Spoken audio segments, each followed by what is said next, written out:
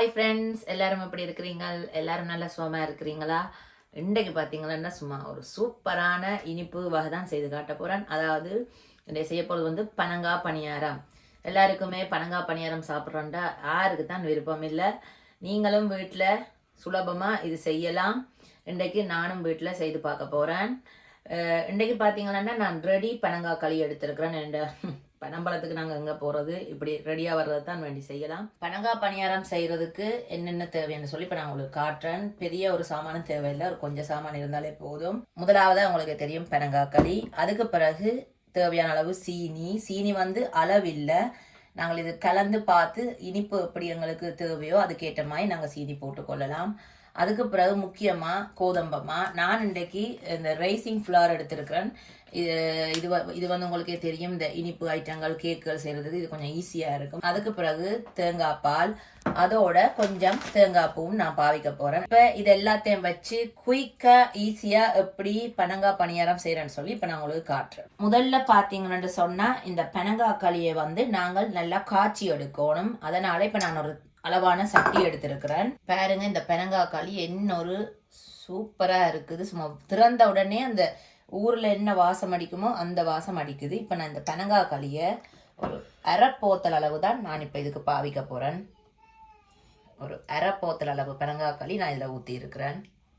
அடுத்ததாக பார்த்தீங்களா இந்த தேங்காய் பால், இதுலேயும் நான் ஒரு கொஞ்சம் விட போகிறேன். இந்த தேங்காய் பால் ஏன் விடுறதுன்னு சொன்னால், இந்த பனங்காய் களியில் வந்து ஒரு கசப்புத்தன்மை இருக்கும். அந்த கசப்புத்தன்மையை குறைக்கிறதுக்காண்டித்தான் இந்த தேங்காய் பால் விடுறது. இப்போ நான் இந்த தேங்காய் பாலும் இந்த பனங்காய் களியையும் நல்லா கலந்து போட்டு நான் அடுப்பில் வச்சு நல்லா காய்ச்சி எடுக்க.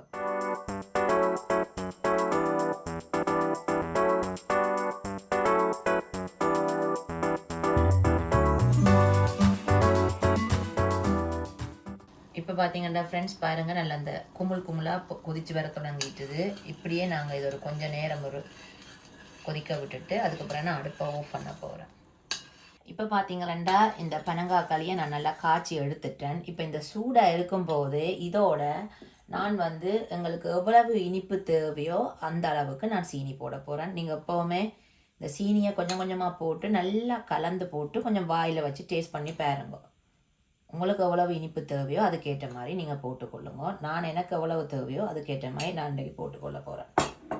இப்போ இந்த சீனியை ஏன் நான் இப்போ போடுறேன்டா, இந்த பனங்காய் களி நல்லா சூடாக இருக்குது. அப்போ இந்த சீனி வந்து கொஞ்சம் குயிக்காக கரைகிறதுக்கு கொஞ்சம் ஈஸியாக இருக்கும். பார்த்திங்களா, நான் போட்ட உடனே சீனி வந்து நல்லா குயிக்காக கரைஞ்சிட்டுது. இப்போ நீங்கள் ஆறினா பிறகு போட்டிங்களா சீனி வந்து அப்படியே இருக்கும். இந்த அதுக்கு பிறகு நீங்கள் பொரிக்கக்குள்ளே கொஞ்சம் கல்லாகிற தன்மை வந்துடும் பனங்காய் பணியாரம். இந்த நான் போட்ட சீனி பாருங்க நல்லா கரைஞ்சிட்டுது. இப்போ அடுத்ததாக என்னன்னு சொன்னால், இந்த பனங்காய் களி வந்து நல்லா ஆறணும். கொஞ்சம் கூட சூடு இருக்கக்கூடாது, நல்லா ஆறணும். நான் இதை இப்படியே ஆற விட போகிறேன். இது நல்லா ஆறினா பிறகு நான் எப்படி இந்த மாவும் அடுத்ததாக இந்த தேங்காய் பூவும் போட்டு இதை குழைக்கிறதுன்னு சொல்லி நான் உங்களுக்கு காட்டுறேன். இப்போ பார்த்தீங்கன்னா ஃப்ரெண்ட்ஸ், இந்த நான் காய்ச்சி வச்சுருக்கிற இந்த பனங்காய் களி நல்லா ஆறிட்டுது. இப்போ நான் இந்த பனங்காய் களியை இன்னொரு பாத்திரத்தில் நான் ஊற்ற போகிறேன். இப்போ பார்த்தீங்களாண்டா இது ஒரு அளவு சூடு கூட இல்லை, நல்லா ஆறிட்டுது. இப்போ நான் அடுத்ததாக இந்த தேங்காய் பூ வந்து இந்த கரண்டியால் ஒரு கரண்டி அளவு இதுக்குள்ளே போட போகிறேன். நிறைய போட தேவையில்லை, சும்மா ஒரு டேஸ்ட்டுக்கு தான் ஒரு கரண்டி அளவு தேங்காய் பூ போட்டுருக்கிறேன். அடுத்ததாக ஒரு கொஞ்சம் உப்பு, நான் எப்போ உங்களுக்கு சொல்லியிருக்கேன் இனிப்பு சாப்பாட்டுக்கு எப்போ கொஞ்சம் உப்பு போடணும். ஒரு கொஞ்சம் உப்பு. இப்போ இதை நல்லா கலந்து விடுவோம். இப்போ பார்த்தீங்கன்னா இந்த தேங்காய் பூ இந்த பனங்காய் களியோட நல்லா கலந்துட்டுது. அடுத்ததாக இதுக்குள்ளே நாங்கள் கொஞ்சம் கொஞ்சமாக மா போட்டு கலக்க போகிறோம்.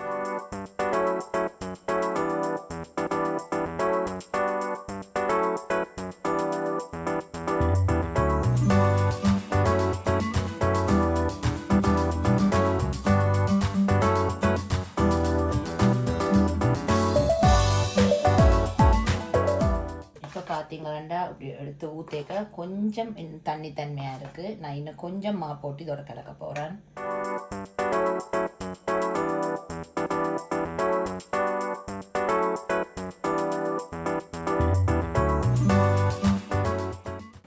பார்த்தீங்கன்னா ஃப்ரெண்ட்ஸ் பாருங்கள், இப்படி அள்ளி போடைக்க இப்படி இந்த பதத்தில் இருந்தால் சரி.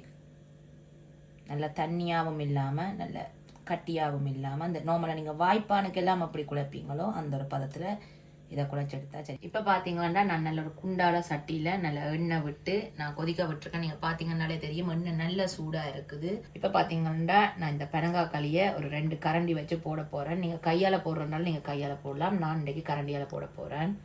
ஆனால் நிறைய மாவு எடுத்து போட்டுறாதீங்க, ஒரு கொஞ்சம் கொஞ்சம் மாவாக போடுங்க. ஏனென்றால் இந்த பனங்காய் பணியாரம் வந்து உள்ளுக்கு நல்லா அவியணும். நீங்கள் நிறைய மாவு போட்டிங்கன்னு சொன்னால் என்ன நடக்கும்னு சொன்னால் வெளியே அவியும், உள்ளுக்கு அவியாமல் இருக்கும்.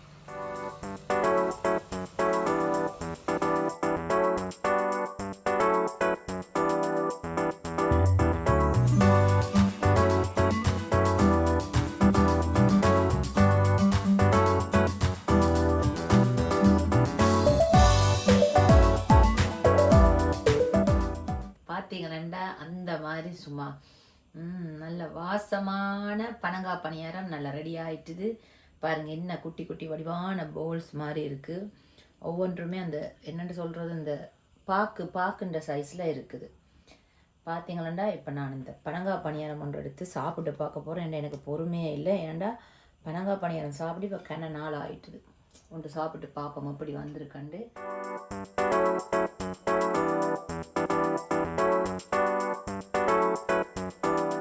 பாருங்க உள்ளுக்கு என்ன நல்ல வடிவாக அவிஞ்சிருக்குது.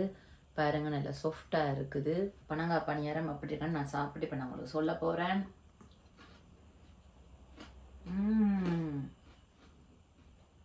அவ்வளோ சூப்பராக இருக்குது ஃப்ரெண்ட்ஸ். இந்த பனங்காய் களி நல்ல ஃப்ரெஷ்ஷாக நல்ல வாசமாக இருக்குது.